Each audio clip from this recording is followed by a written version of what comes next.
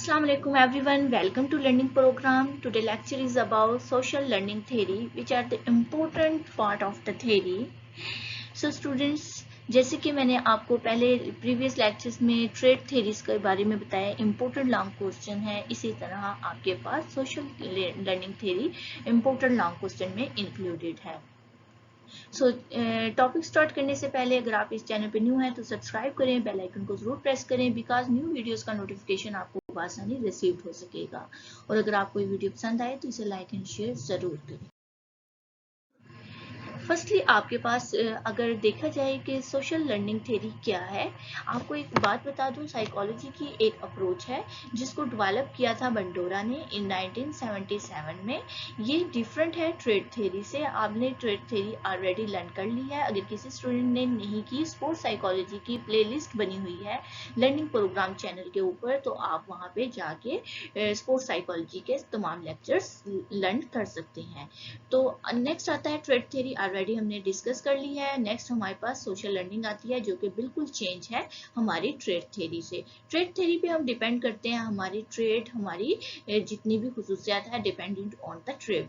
तो सोशल में क्या होता है, कोई भी इंसान, कोई भी इंडिविजुअल डिफरेंसेस जो है बिहेवियर का रिजल्ट आता है फ्रॉम द लर्निंग एक्सपीरियंसेस से. सो लर्निंग एक्सपीरियंसेस के नेम से ही आपको पता चल जाएगा ये आपकी लर्निंग की टाइप है. ठीक है, जैसे बिहेवियर लर्निंग आ गई है हमारे पास, क्लासिकल कंडीशनिंग है, ऑपरेंट कंडीशनिंग है, वो सब चीजें इसमें इंक्लूड होंगी. सो स्टूडेंट्स, अगर कोई स्टूडेंट्स ऐसा चाहता है ये टॉपिक लर्न ना कर, तो आपको मैं इजी वे में बताती हूँ. आप इसमें classical conditioning, operant conditioning, observation learning, उसमें से थोड़ा थोड़ा मटेरियल उठा के भी इसमें डालते हैं. आपका इम्पोर्टेंट एक अच्छा सा लॉन्ग क्वेश्चन तब भी बन जाता है. लेकिन अगर आप इसे अकॉर्डिंग टू स्पोर्ट्स साइकोलॉजी से रिलेटेड ही सिर्फ याद करना चाहते हैं तो आपके पास ये टॉपिक इनफ रहेगा. लेंथी क्वेश्चन है हमारे पास. सो स्टूडेंट्स, अगर हम इसकी डेफिनेशन, आपको इंट्रो दे दिया थोड़ा सा कि ये एक जो सी है ऑब्जर्वेशन से रिलेटेड थ्योरी. बंडोरा ने प्रपोज की थी ये लर्निंग ऑफ थ्योरी, ऐसा बिहेवियर जो इसके उसने कहा हमारे पास बिहेवियर के वे होते हैं. एक है ऑपरेंट कंडीशनिंग एंड एक मॉडलिंग. क्लासिकल कंडीशनिंग इसलिए इंक्लूड नहीं की बिकॉज क्लासिकल कंडीशनिंग आपकी स्पोर्ट्स साइकोलॉजी पे अप्लाई नहीं होगी. ऑपरेंट कंडीशनिंग एंड मॉडलिंग जो सी है, ये दो इंपॉर्टेंट एस्पेक्ट्स बताए बंडोरा ने. देखिए, अगर आप पैवलोन की बात करते हैं तो उसने तो हमारे पास आइवन पैवलोन ने क्लासिकल कंडीशनिंग भी दी थी और ऑपरेंट भी दी थी. लेकिन वंडोरा की बात होती है कि बिकॉज सोशल लर्निंग है और प्रपोज करने वाला पर्सन वंडोरा है, और इसने सिर्फ यही तो हमारे पास थ्योरीज प्रपोज की थी, operant conditioning and modelling. Operant conditioning में हम क्या करते हैं, हम लर्निंग कर रहे होते हैं by the consequences of the behaviour, by the consequences of the reinforcement, by the consequences of the punishment. Punishment and reinforcement को अगर हम मर्ज कर दें तो इसे भी क्या कहते हैं, बिहेवियर. बिहेवियर से जो चीजें लर्न कर रहे होते हैं that is the operant conditioning. जिसमें हमारे पास ये आपकी बुक वाला मटेरियल इसलिए इंक्लूड किया है, कुछ स्टूडेंट्स को ये प्रॉब्लम आती है कि टीचर जो है मटेरियल कहाँ से दे रही है, तो हमें ये मटेरियल नहीं मिल रहा बुक से. तो मैंने कोशिश किया, बच्चों ने इतनी कॉस्टली बुक जो है परचेज की होगी तो मटेरियल इसी के अंदर से मिल जाए और बच्चे यहीं से इजीली अंडरलाइन करके रेडी कर लें.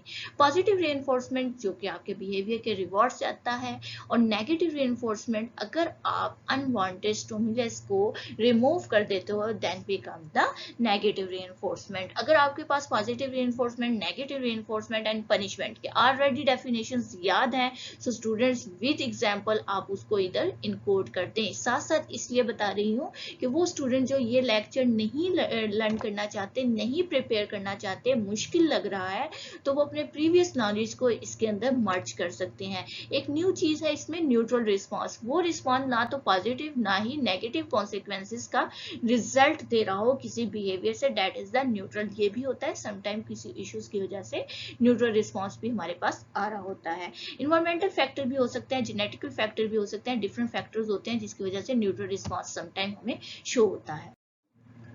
नेक्स्ट आता है मॉडलिंग. मॉडलिंग में क्या होता है, कोई भी न्यू बिहेवियर हम किसी को देखने से, किसी की चीज को बाय ऑब्जर्विंग द कॉपिंग या watching the behaviour of other. For example हमें किसी का स्टाइल, ड्रेसिंग स्टाइल पसंद आ जाता है, हम वही ड्रेसिंग स्टाइल अपना ड्रेस वैसा सा जो है स्टिच करवा लेते हैं, डेट इज अ मॉडलिंग। ठीक है, सम टाइम हमें किसी टीचर का बिहेवियर पसंद आ जाता है और हम वो बिहेवियर ऑटोमेटिकली हमारे जो है अनकॉन्शियस में भी नहीं होता और वो हम चीजें अडॉप्ट कर रहे होते हैं, डेट इज अ मॉडलिंग। ठीक है, मॉडलिंग भी आई थिंक सो मैंने लर्न करवाया, I think so experimental psychology मैंने नहीं लर्न करवाई, तो इस वजह से मे बी मॉडलिंग जो है आपका स्किप हुआ हो, लेकिन मुझे जहां तक कुछ परसेंटेज मुझे लग रही है कि मैंने मॉडलिंग का भी कुछ कवर करवाया है। ठीक है, अच्छा जी, अब बंडोरा ने कहा कि लर्निंग ऑफ द बिहेवियर के हमारे पास 4 स्टेजेस होती हैं। फर्स्ट स्टेज होती है अटेंशन। हमने किसी भी चीज को लर्न उसी टाइम करते हैं जब हम किसी चीज को अटेंशन दे रहे होते हैं। देखिए, आपके सामने से 2 गर्ल्स गुजर गई, एक गर्ल्स का आपको ड्रेस याद रह गया और दूसरी गर्ल्स का आपने ड्रेस देखा ही नहीं। वजह क्या है? Because of the your attention. आपके अटेंशन हो सकता है उसके कलर, ड्रेसिंग जो है वो आपको अटेंशन कर रही है, हो सकता है उसकी एक्टिंग आपको अटेंशन सीकिंग कर रही है, हो सकता है उनके चलने का स्टाइल आपको अटेंशन सीकिंग कर रहा है और दूसरे पर्सन का आपको अटेंशन नहीं दे रहे आप। तो ये सब चीजें जो है आप किसी भी बिहेवियर को तब अटेंड करते हैं जब आप उसको अटेंशन दे रहे होते हैं। रिटेंशन क्या होता है? वो चीजें जो आपने जिसको इतनी इंपॉर्टेंस दी है, वो चीजें आपकी मेमोरी के अंदर जो है स्टोर हो जाती है। अब रिप्रोडक्शन क्या होता है? वो जो स्टोर हुई हुई मेमोरी के अंदर चीज है वो खुद ब खुद आपके बिहेवियर के अंदर ट्राई करने लग जाती है, कोशिश करती है कि वो आपके बिहेवियर के अंदर आनी शुरू हो जाती है। रीइंफोर्समेंट क्या होता है? उस बिहेवियर के आने से जो आपके अंदर कॉन्सिक्वेंसेस आते हैं, दैट इज द रेनफोर्समेंट। हो सकता है आप उन्हीं चीजों को, उन्हीं बिहेवियर को रिपीट करें, हो सकता है आप नहीं करें। ठीक है, ये मॉडलिंग के आपके 4 स्टेजेस आ जाती है। अच्छा जी, अब ये छोटी छोटी सी टर्म्स हैं जो कि स्पोर्ट थेरी, हमने सोशल लर्निंग ऑफ थेरीज को अप्लाई करना है इन द स्पोर्ट साइकोलॉजी में। फर्स्टली वो कहते हैं pattern of the sport related the behaviour. हमारे पास अगर हम देखें सोशल लर्निंग थेरीज में, वो एक्सप्लेन करता है कोई भी इंडिविजुअल है उसके लर्निंग का जो है, अब देखें एक पर्सन है, वो उसको स्पोर्टिंग के अंदर, एग्जाम्पल स्पोर्टिंग की ले लेते हैं, स्पोर्टिंग सिचुएशन में वो बहुत ज्यादा अग्रेसिव बिहेवियर शो करता है। ठीक है, तो इंडिविजुअल जो पर्सन उससे देखेंगे कि उसको क्या रीइंफोर्समेंट रिसीव्ड हुई है, अगर तो उसके पास एक पॉजिटिव रीइंफोर्समेंट आती है तो वो हमेशा अग्रेसिव मूड में रहेगा और अगर वो अच्छे मूड में एक पर्सन रहता है और उसको फीडबैक जो सा है गुड मिलता है, देन वो आल्सो इन गुड मूड। ठीक है, ये होता है आपका behaviour relating to the sport. अच्छा जी, athletes are the role model. अब आपको एक एग्जांपल देती हूँ, अंदर से आप खुद रीड करिएगा क्योंकि वही चीजें हैं इसमें। एक छोटा सा बच्चा मैच देख रहा है, मैच के अंदर किसी एक क्रिकेट ने बहुत ज्यादा छक्के लगा दिए हैं, वो बच्चा जो है हर वक्त उसी क्रिकेट की बातें करता रहेगा, उसी को रोल मॉडल समझ लेगा। अब फॉर एग्जाम्पल यहाँ पिछले दिनों बहुत ज्यादा मैचिंग का सिलसिला चल रहा था, तो बाबर आजम, रिजवान, ये इस तरह नेम बच्चों के मुंह पे आ गए थे और बच्चे इन्हीं चीजों को रिवर्स कर रहे थे, बार बार रिपीटेड कर रहे थे कि ये पर्सन बहुत अच्छा है, ये बहुत अच्छा खेलता है, मतलब कि उनको एज अ रोल मॉडल वो समझ रहे थे। कुछ स्टूडेंट जो कि या कुछ चाइल्ड होते हैं जो कि छोटी एज में ही बहुत क्रिकेट के, बॉयज में स्पेशली ये जो है इसे छोटा सा कीड़ा कह ले, तो ये बहुत ज्यादा होता है, तो वो ये उन्हें एज अ रोल मॉडल लेते हैं और वैसा ही कॉपी करके खुद भी वैसे ही काम स्टार्ट कर देते हैं। इसे कहते हैं एज अ रोल मॉडल, कि आप किसी दूसरे को देख के उस चीज को लर्न कर रहे हैं और लर्न कर उस थ्योरी को आप कहेंगे सोशल लर्निंग। अच्छा जी, नेक्स्ट आता है acquiring the love of the sport. कुछ लोगों को स्पोर्ट पसंद होता है, एज अ लव वो स्पोर्ट करते हैं। ठीक है, स्पोर्ट्स को अगर आप देखें कि बॉयज के अंदर जो है ये पर्सनालिटी ज्यादा एक्वायर की जाती है कि बॉयज जो से हैं बहुत छोटी सी एज में ही बहुत अच्छी सी स्पोर्टिंग में जो है पार्टिसिपेट कर रहे होते हैं। नेक्स्ट आता है हमारे पास स्टूडेंट, जो ये टर्म्स है ना, इनमें आपने टर्म्स को नेम याद करने हैं, अंदर से आपने सेल्फ राइटिंग यूज करनी है। आपकी सेल्फ राइटिंग एक्चुअली बीएस में, जब आप बीएस पास करके जाएं तो आपकी सेल्फ राइटिंग ऑटोमेटिकली क्रिएट होनी चाहिए, और वो कैसे क्रिएट होगी, वो आपकी यहीं से ही क्रिएट होगी। जब ये आपकी टर्म्स आ जाती हैं, आपको मैंने डेफिनेशंस, एग्जांपल्स वगैरह, एग्जांपल को आप सेल्फ राइटिंग में कर सकते हैं, लेकिन डेफिनेशन को सेल्फ राइटिंग में मत करें।